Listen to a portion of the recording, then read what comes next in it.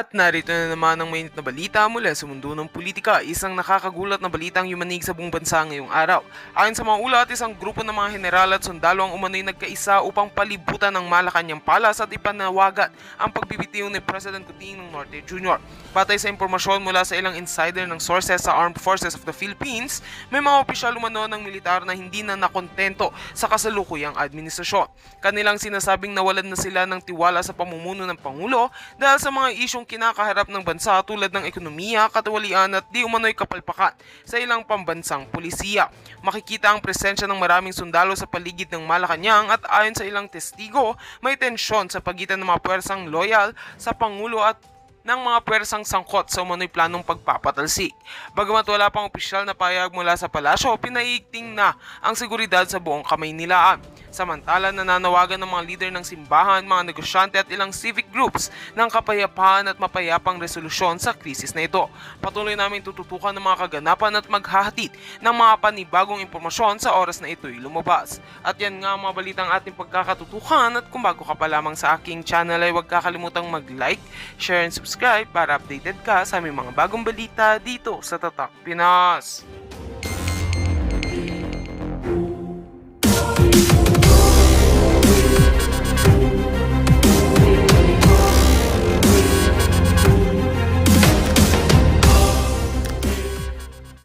Sa mundo natin. But the moment na ang kumilos ay langit na kahit hindi pa hinog ang Inday Sara, ilalagay talaga siya. Like David, na kinaya nga yung Goliath eh. Kaya kayo na mga nakapwesto dyan, pagka ang Inday Sara hininog pilit ng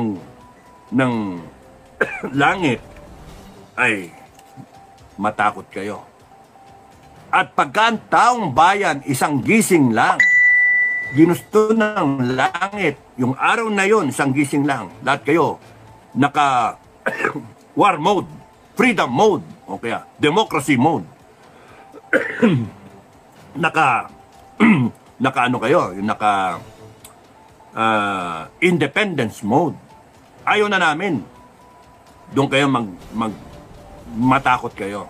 Because kami, we can always invoke God's protection, God's presence, God's guidance, God's power.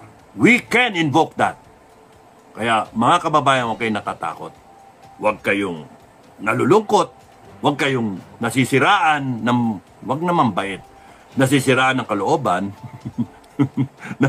na wala na eh. Wala na eh. Ako ganun din eh. Pero I always, it's a point na pagkakunyaring na parang patong-patong yung problema, you go back to God, you go back to heaven, and seek answers. And He will answer you eh.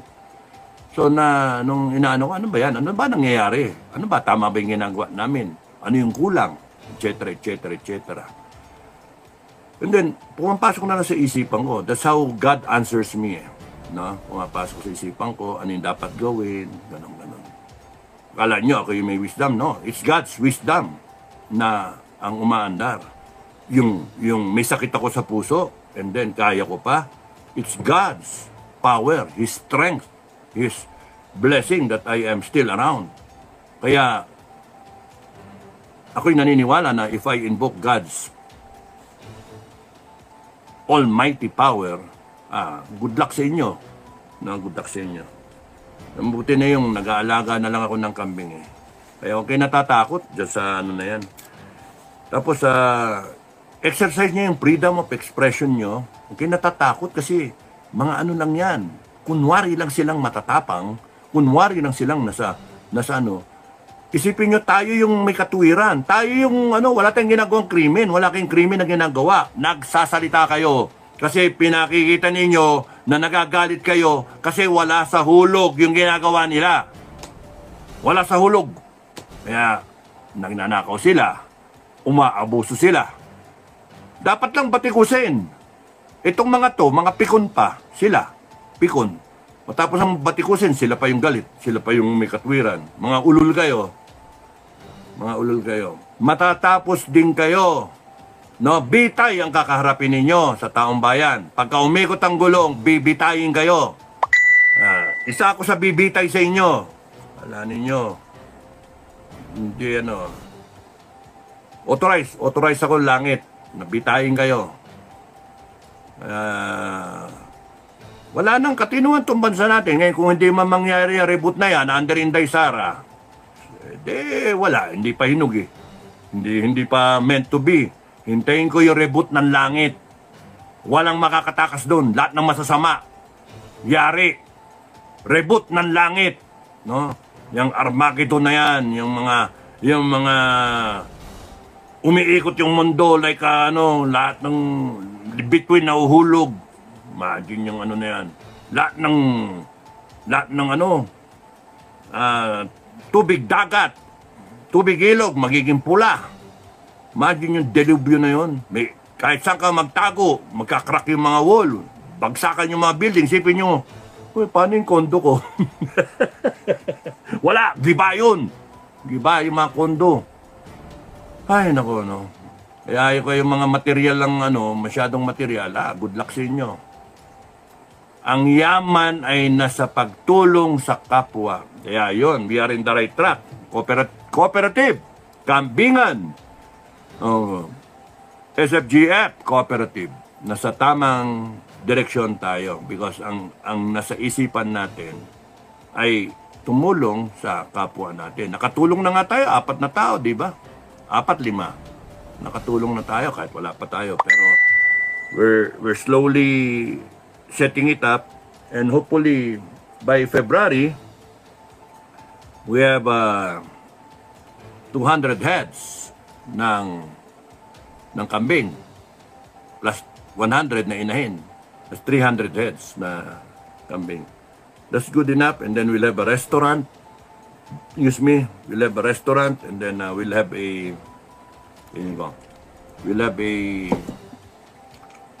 dispersal, farm, nationwide, region 1 hanggang Tawi-Tawi. Ang kabuhayan yung natin. Then eventually, we will breed our own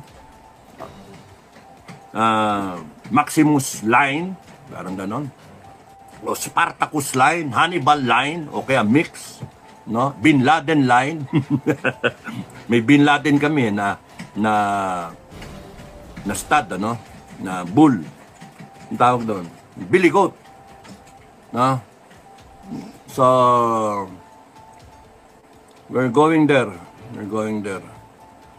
And with God's grace, doon kami pupunta. So, napunta na ako doon sa kambingan. Balik ako doon sa topic. All in God's time. Kaya kung titignan ninyo, then matapos na dineliver ang mga Israelites, no? After 400 years of captivity, tapos noon, all this power na, display of power, parting of the Red Sea, bungutsa, hanip, hanip yun. Parting of the Red Sea, before that, yung plague, di ba? Mga palaka, yung mga boil, yung namatay yung mga isda, yung langaw. Only to let the Israelites suffer wandering around in the wilderness, in the desert, for 40 years para maubos yung generation. At that time, it seemed to be a good idea sa langit ng cleansing. Kasi nag-develop na ngayon, yung cleansing ngayon, pag sinabi mong cleansing sa isang kultura, patayin lahat ng magago. Yun yung cleansing. Pero ibang klaseng cleansing ng God, ng langit. Doon kayo, wandering around sa wilderness. Hindi nyo alam kung saan kayo pupunta. Wala pang GPS nun eh. Wala pang satellite imagery. Wala pang Google. Hello, Google. Map towards Jordan. Wala talaga. Promised land. Sasabihin ni Google, ngayon, wala eh.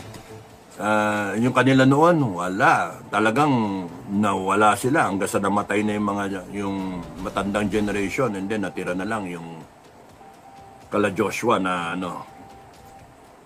So, ganun din ba ang gagawin sa Pilipinas? Na tayong mga nasa senior na, hindi natin abutan ang magandang Pilipinas. Ako, sinasabi ko, we can change it in our lifetime. Kaso ang problema ayaw yung iba. Minsan, I hear myself, it's not worth dying for. Oh, it's not worth dying for. Lalo na ibang senior, nakapila ng taxi, dami-dami, senior, tapos nun, merong sumisingit, may dumating, sumisingit, mga walang niya kayo, mga hinayupa kayo, mga kayo, sino man kayo.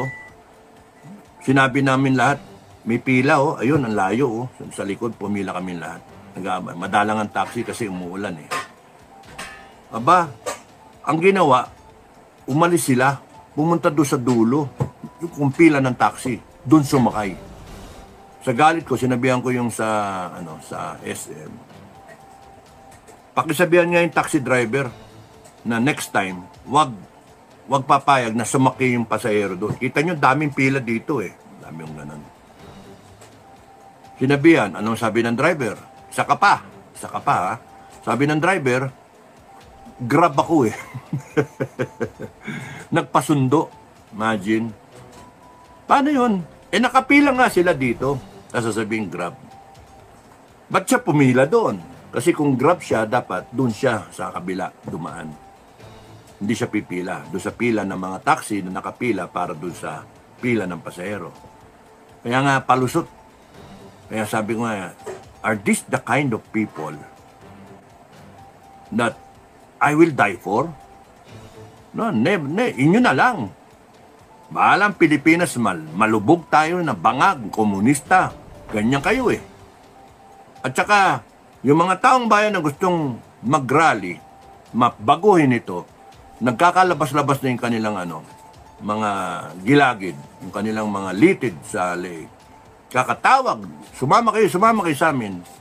Hindi naman kayo namamansin. Ayaw ninyo. Sige, mo. Magkaganyan ng Pilipinas, mga ina nyo. Wala kayong pake. At least sa SFGF, meron kaming ginagawa na hakbang para hindi kami magmukhang tanga, magmukhang nganga. Because while we're waiting for maturity ng investment ng langit sa atin, mga Pilipino, minamarapat namin na mag-contribute kami ng aming mga resources, talent, pawis, pagod. Kahit yung mag-alala lang, idea, magkwento-kwento, may naitutulong, and then we're all looking into something positive na, wow, may kambing na kami. Wow, may pupuntahan kami. After ng kambing, wow, meron na kaming farm, lupa, na pag-aari. After that, meron na kaming bakahan. After that, etc. etc. And then eventually, kahit sinong member namin, pwede namin tulungan. At yung mga kasama natin na pagka nangangailangan, nandiyan kami. Nandiyan ang grupo. So, yun yung developments. I will blog about it mas in detail pagka nasa farm ako. Pero right now, kaya nga hindi ako naka-vlog kasi nga sobrang busy. Pagdating ko dito, nakatutok agad sa lubong yung aso sa akin na papaanakin, ang dami. Sipin mo yung yung pagdating ko meron ng sinilang na 6, may dati ng 5, 6, 11 na, bago nag-on-deck yung 3, 6, tsaka 5. So, 17. O all in all, 28. Nandiyan lahat. Meron pa isa na hinihintay ko, pero hindi ko na mahintay yun. Bahala ka na sa buhay mo. Saan ka na? Hachi! Hachi! Ayun, mga anak na nga rin yun. Naghahanap ka ng pugad Need to go down Need to go farm. So yun yung wag din yung you do not feel frustrated. You do not preempt God's plan. Hindi natin alam Hindi natin naintindihan. So, ang pinaka-the best dyan, pagdasal natin, pagdasal na lang natin. Pagdasal natin na sana mangyari yung reboot nating inaasam-asam, baguhin yung COMELEC, paliitin ang isa rin ang Congress na abuso, Senado, paliitin, mga walang niya kayo, kinikita ninyo yung pera ng taong bayan, 300 plus congressmen, palitin natin, 18 na lang ang kailangan, ang laki na matipid, i-full coverage natin ang PhilHealth, lahat ng binayad ng taxes, ibalik sa atin after 20 years, kahit magkano yun, maglagay tayong Council of Elders. So I'll just have to talk about it again, and again, so that everyone, each one of you will have an idea how to reboot this country, whoever man sa inyo ang upo. Ito pa isa pang gusto ko sabihin. Kung kayo nagdududa kay Inday Sara, na bata pa, kulang pa, wala pang experience, etc. Ang may sasagot ko sa inyo, meron pa bang iba? Wala na eh. Pinag-isipan ko ng pinag-isipan, wala eh. Wala. And you have to contend with third. Yun. Ginugurgol na naman ako. Ginugurgol ako. Teka, basahin ko na muna kayo. Basahin. Baka hindi Thank you, IT Ching. No? Good evening. Evelyn Berina, good morning from Canada. Kamusta na? Ma'am Evelyn Berina. Kenzo Sato, good evening po. Tagal-tagal din kayo nawala. O nga, naging kambing na ako. Tsaka, wow. Dio Rulan, thank you for waving. Rosita Belandres, thank you. Eliamboy, good evening, Sir Dado. Mary Fe Villa, good evening, sir, watching from Hong Kong. Thank you. Kamusta mga taga Hong Kong? Marvtech 24, good evening, Sir Dado. Sunny Bingo, ay, long time no see. All right, sir, kamusta naman? Sa'yo, looking great tayo, sir. God bless. Nakapagpahinga ako, katulog ako ng isang araw, ng ilang oras, nakapagpahinga. Okay na ako. Nakarecover ng konti. Jelisa Pagi, sir, musta na po kayo? Okay lang. Erlyn Pakat, good evening po. Flores JVTV, good evening, sir. Bobby Obtuhan, abang-abang lagi, sir. Thank you, pasensya na, hindi ako nakablog kagad. Nain 11 araw. At ang topic ko nga ngayon is wag lang wag nating madalin. God has an eternity. God has all eternity. And we are just His subjects, loyal subjects na we wait for God's hudyat. Anong una, inisip nga natin, ang maghudyat, tayo, si Inday Sara. God is in control eh. So yung hudyat, sa kanya manggaling yan. Yung isang araw, gising natin, o lahat ng play talaga, galit ng taong bayan. Yan, And remember, God's wrath is something na nakakatakot, no? Sipin mo Sodom and Gomorrah. Sipin niyo the Great Flood, no? It took how many years? 100 years for Noah to build the Great Ark. 100 years, no? Down, mami, down. Yung aso ko nga pala. So, 100 years na So, imagine yung all in God's time. And yung sinasabi ko na si Jesucristo, Lord Jesus Christ, na rin ang nagsabi, ang nagpili ng kanyang apostles. Can you just imagine? Siya na yung pumili.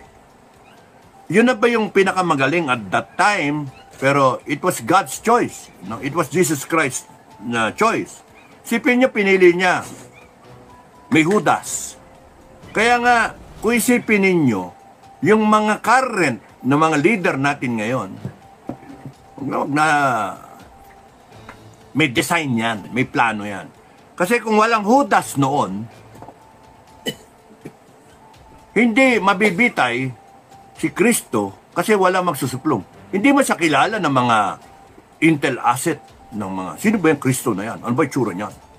Bossing, lagay, 30 pieces of silver, halikan ko. At yung hinalikan ko, yun.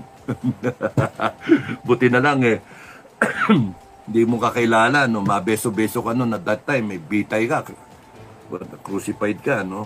So, imagine, siya pumili at sinasabi pa niya, mamaya merong magta-traidor sa akin. Uso ngayon yun. May traidor. Uso ngayon yun. Na nabutol ko na, tapos nun meron pang Judas na kasama kayo, Madam President. May Judas pa dyan. Kaya wala ako dyan. Wala ako dyan. Hindi ako sumasali dyan. So, yan. And yung pinaka-trusted niya, where I will lay down the foundation of Christianity.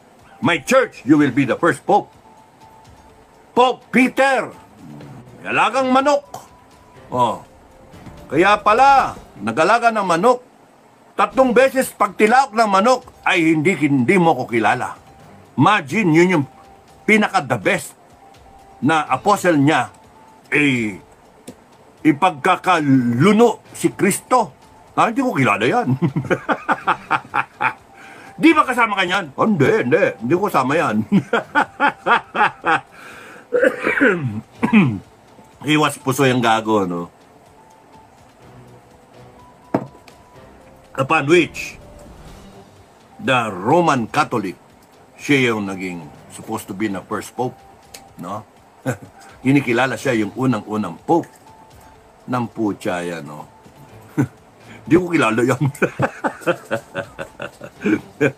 Kaya nga yung si Duterte Sr. Di ko kilala yan. sabi ni Torre, hindi ko kilala yan. Anak lang to, itong mga karakter natin, no? So, you find answers when you relate it to what is written in the Bible. You find answers because it will ease up your pain. It will ease up your frustrations. Tapos may doubting Thomas. Isipin niyo yun, may doubting Thomas pa. Kinakailangan makita ko yan. Yung sugat. Di ka, nandito na nga eh. Hindi, kinakailangan mawakan ko yan. Kaya nga, kung people power yan, kailangan makita ko nandoon. Nandoon yung si Inday Sara mismo, kaya ako lalabas. Pagka ganyan tayo, walang mangyayari sa atin eh. Kita mo nga yung karakter nga nung 12 apostles eh. Walang yung karakter ng 12 apostles eh. Hindi yun na yung pinaka-the best noon. Fast forward. With all the technology now, may cellphone pa, may Google, may mga TikTok pa, may YouTube, may mga vlogger na. Anak ng toka. Hindi pa united. Kanya-kanyang agenda. That explains na a lot. Tapos in-expect nyo si Inday Sara, tatayo, pinapressure nyo na gusto. Hindi pa nga eh. Ang requirement ko lang, ka-Inday, magdasal ka lang. Seek guidance. Yun lang. Don't be afraid. Find strength in God. Find the wisdom. He will give you wisdom. He will give you the protection. Nothing can harm you. Nothing. Not even the devil himself can harm you, Inday. Just manali ka lang sa Kanya. Believe in God. And He will put you there. You will be the next president. The Filipino people will be allies of God. We will put you there. In God's time. Down. Down. Sasalita ako dito, nakakaano ka, kala mo, nalilibang ako. Sorry. So, it is God's time talaga. Kaya wag natin puwersen. Mag-alaga muna ako ng kambing. Mag-alaga mo ng kambing. Di ba? Magpaanak muna ako. Kita mo, abutin pa yan na may 1,000 heads na kami, wala pa nangyayari dyan eh. Pero if we have 1,000 heads, wow, then kaming mga nag-chip in, nag-incorporate at nagtumaya dito sa aming endeavor, will be so happy because we have something to lean on, something to give to our next generation, our children, mga tagapagmana namin, sa aming pamilya. At masaya kami kasi nakakatulong kami sa aming mga kasama, sa aming mga members, na kung hindi dumating yung inaasam-asam natin na reboot na RevGov, ay at least meron tayo nito. Yun yung pagkakaiba ng grupo ng SFGF sa ibang grupo. Iba nagsabi, ba't ko iniwanan yung FGF? It's a problem of leadership eh. Leadership. And may problema nga yung puso ko. Ayoko na talaga, kaya tama na yon. Bahala na si Commander Bukay doon. Total kaya naman niya patakbuhin. Commander Bukay, advice ko sa'yo, patakbuhin mo lang FGF. No? Gusto mo gayahin mo yung ginagawa ng SFGF, okay lang yung gayahin nyo. Pero yung magsasalbi kayo, original, that's divisive. That's pangit yun. No? At kinocompuse yung tao. You do not own the person. Sa SFGF, walang sumpa-sumpa. No, I will, ganyan. Sumpa-sumpa. Walang ganun. We do not own the person. It's all voluntary. Yung FGF, kung gustong sumali sa SFGF, sumali kayo, kung gusto niyo, okay lang sa akin. Pero kung mag-espiya kayo sa SFGF, wala kayong mahihita sa SFGF. No? Mabablanko kayo. May great wall ang SFGF. Panay kindness panay love, panay equality ang ng SFGF. At saka, we have something to show for. Nandyan yung tiwalaan, walang siraan sa SFGF. Pero dyan sa FGF kasi, nangyari dyan parang parang balitaktakan no? Ayoko ng ganong atmosphere So, ako na lang ang umalis. Total, nakailangan ko na yung magpahinga ako hindi ko mahindian naman yung iba na kumakalas and then magtatayo ng panibago at yung OFW nagsabi din na gusto nila na magtayo rin. So, ito na ako ngayon. Napunta ako sa marami kong ginagawa. Sa mga SFGF na on the national dito sa Pilipinas, nod lang kayo, tapos iwasan nyo na yung gusto nyo ako makita. Mag-online na lang tayo kung gusto niyo. Yung in-person, magastos yun Alam nyo, yung unang-unang mga contributions ng mga OFW, naubos sa kakarali, naubos sa mga meet and greet. Sayang, kung doon pa lang, na sinasabi ko na magkaroon tayo ng mga venture para umikot yung pera kasi hindi forever na nandyan yung mga OFW para sumuporta. Mga hard-earned money yan. So, mas maganda, paikutin natin yung pera. Although yung inaano nga ng OFW,